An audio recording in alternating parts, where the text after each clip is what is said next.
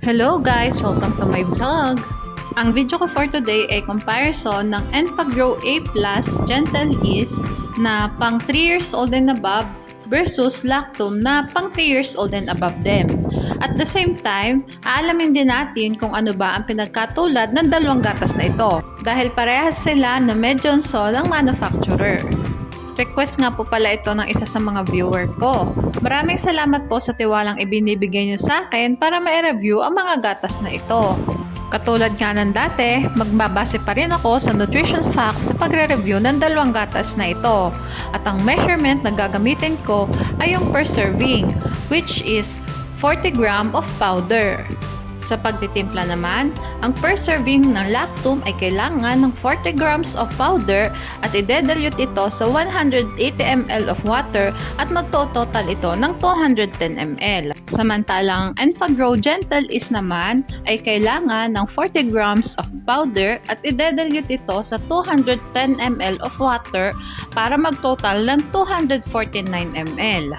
Disclaimer guys, this content is for informational purpose only and is not intended as medical advice.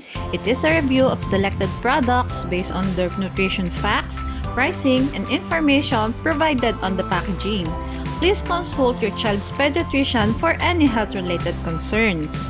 Okay, let's start. Sa energy, protein, fat, linolenic acid, linoleic acid, DHA, and saturated fat, lamang ang Enfagrow Gentle Ease, samantalang wala namang naka-indicate na saturated fat sa Lactum. Sa cholesterol, lamang ang Enfagrow Gentle Ease, samantalang wala namang naka-indicate na lactose sa nutrition facts nito.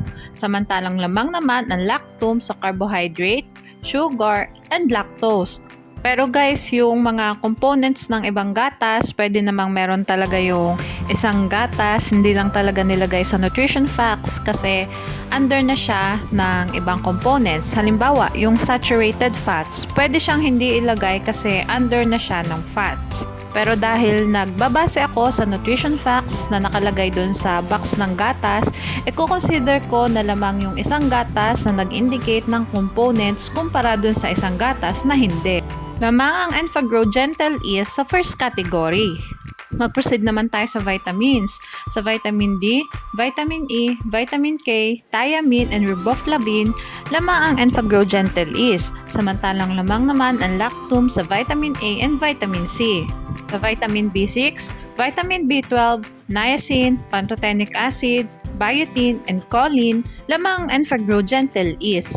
Samantalang lamang naman ang Lactum sa folic acid. Ngunit walang naka-indicate sa nutrition facts nito na choline. Lamang ang Enfagrow Gentle Ease sa vitamins. Mag-proceed naman tayo sa minerals. Lamang ang Enfagrow Gentle Ease sa calcium, fluoride, copper, and iodine.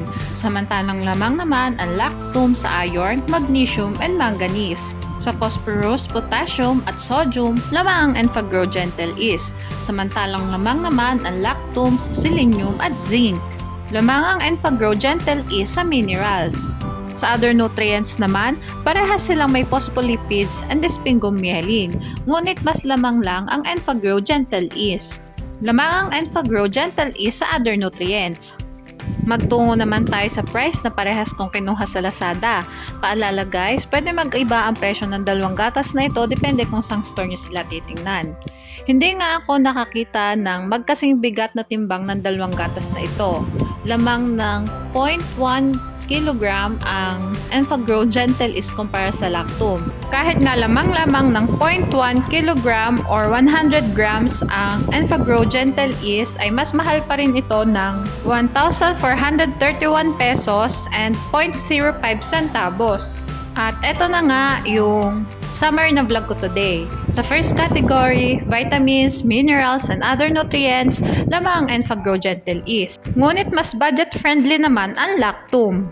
Base sa review ko ngayon, nakita natin na mas mataas sa nutrisyon ang Enfagrow Gentle Ease, ngunit ano nga ba ang pinagkatulad ng dalawang gatas na ito? Ang dalawang gatas na ito ay parehas mataas sa healthy fats, may DHA at phospholipid at sphingomyelin na hindi karaniwan sa ibang gatas. At ang lahat ng nabanggit ko ay very good para sa eye and brain development. Okay, hanggang dito na lang po ang vlog ko. Sana ay nagustuhan nyo.